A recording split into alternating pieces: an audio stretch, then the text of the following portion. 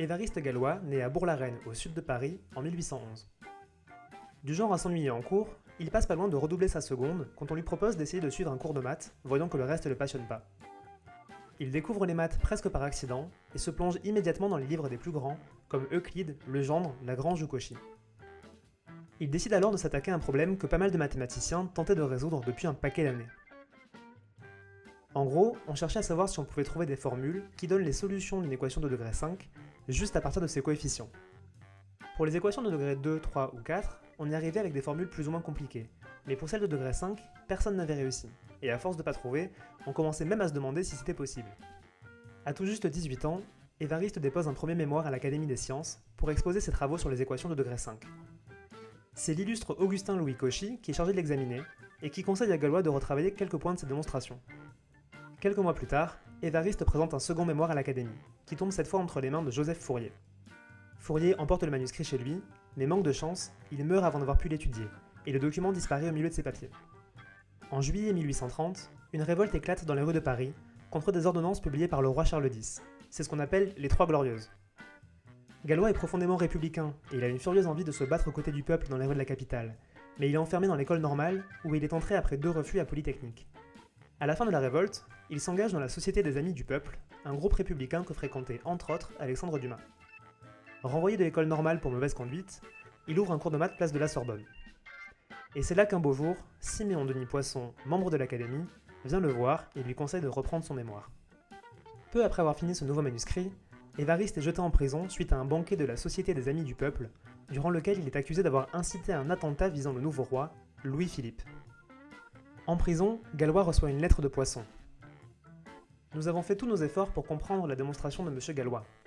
Ces raisonnements ne sont ni assez clairs, ni assez développés pour que nous ayons pu juger de leur exactitude, et nous ne serions pas en état d'en donner une idée dans ce rapport. En plus de ne pas avoir compris grand-chose aux mémoires de Galois, Poisson considère qu'il a simplement prolongé le travail d'un jeune Norvégien quelques années plus tôt, Niels Henrik Abel.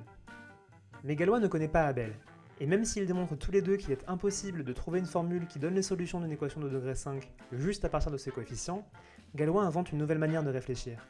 En posant les bases de la théorie des groupes, il crée de nouvelles mathématiques. Son problème, c'est que personne n'est alors capable de le comprendre. Quelques mois plus tard, au printemps 1832, une épidémie de choléra frappe Paris. Proche de la fin de sa peine, Évariste est transféré dans une maison de santé où il fait la rencontre d'une bien belle demoiselle, Stéphanie Potterin du Motel. Ce qui arrive ensuite relève tout autant de la légende que de la réalité.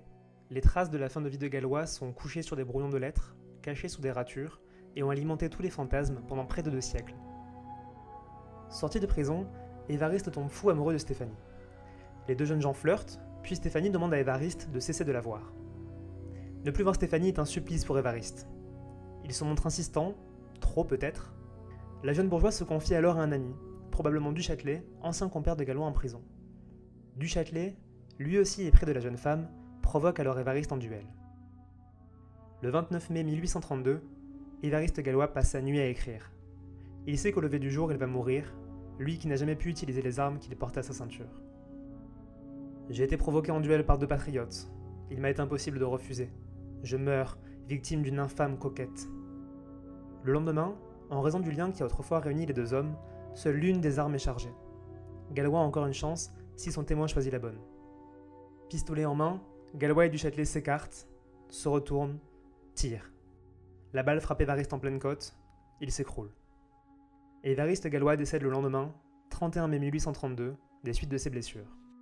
Il est jeté à la fosse commune et disparaît dans l'anonymat. Pourtant, presque un demi-siècle plus tard, ses travaux ressurgissent. Camille Jordan lui rend hommage dans un de ses traités, Sophus Lee publie « Influence de Galois sur le développement des mathématiques » et il est aujourd'hui considéré comme l'une des plus grandes figures de l'histoire des maths, pionnier de l'algèbre moderne.